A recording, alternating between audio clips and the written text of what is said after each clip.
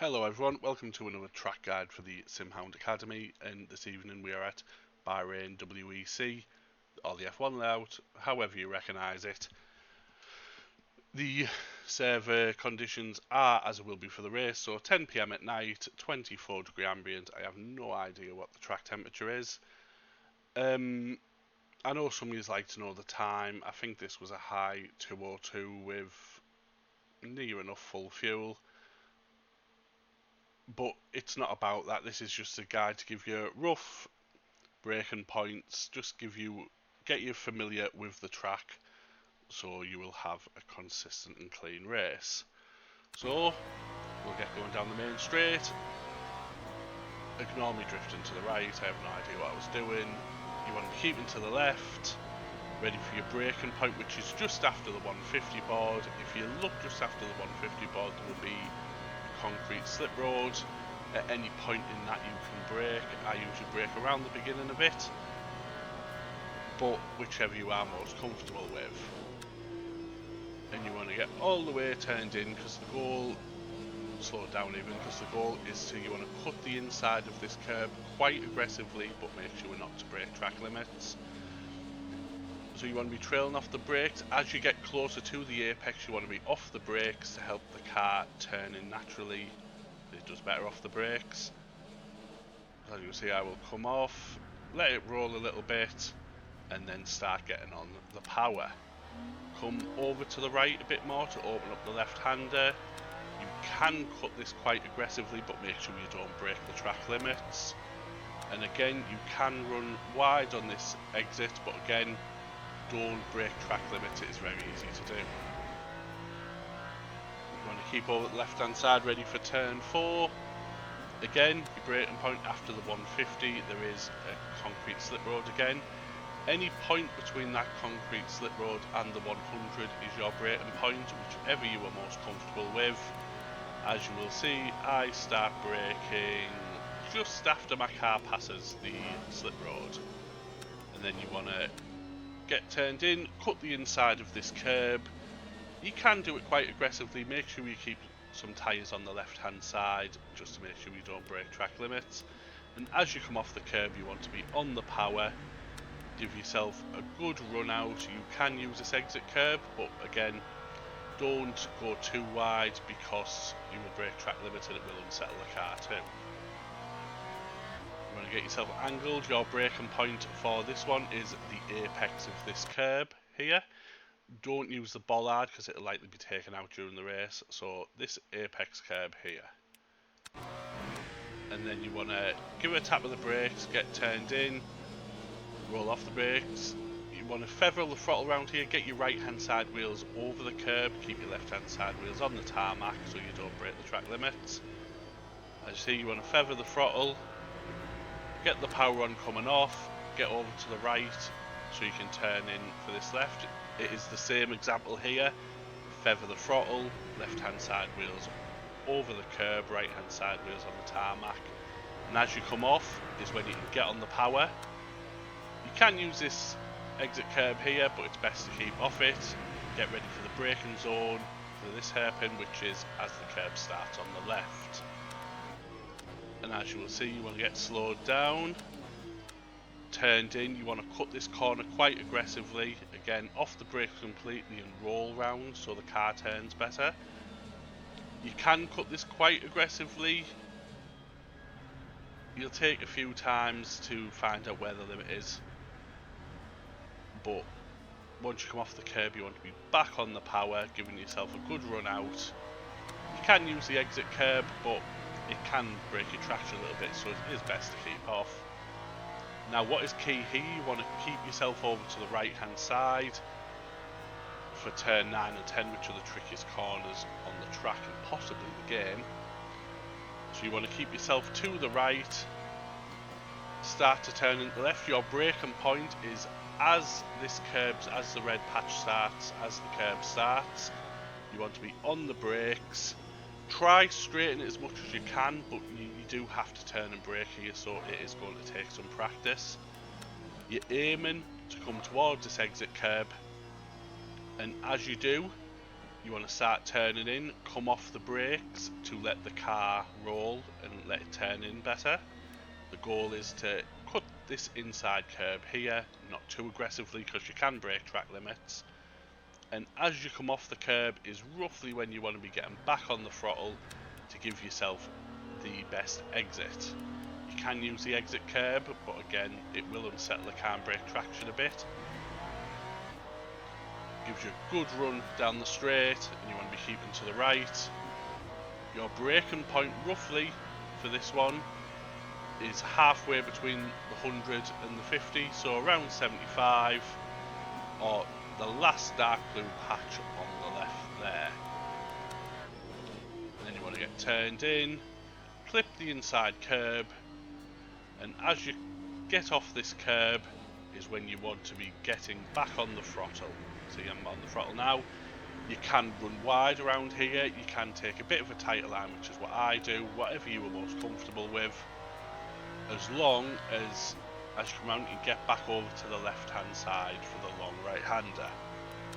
So as you pass this orange patch on the left, you want to start turning in. You want to feather the throttle around this corner.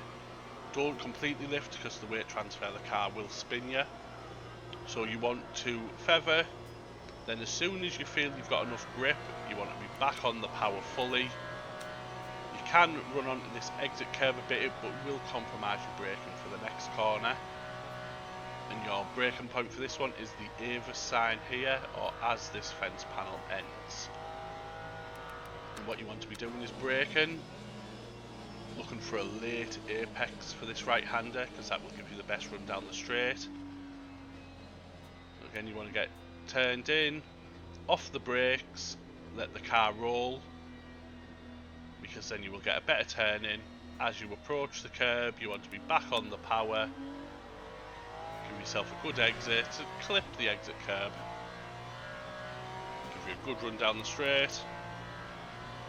Your braking point again, you have a variation because there's an orange piece of paint here, so as that ends to the 100 board, any point between that is when you want to be braking. I brake just as the orange bit ends. You want to get all the way down and you want to turn in early because you want to cut this corner quite aggressively, but make sure you don't break track limits, because not only will it invalidate this lap, it will do the next one too, and if it's race you will get a hefty penalty for cutting this one. So as you come off the curb, you want to be on the power, give you a good run out, and that is a lap of Bahrain. What I'll do now is I will go back and do the in-car view again, but without me yapping, just so you can get a rough idea, and I'll also do the external view as well. So here we go.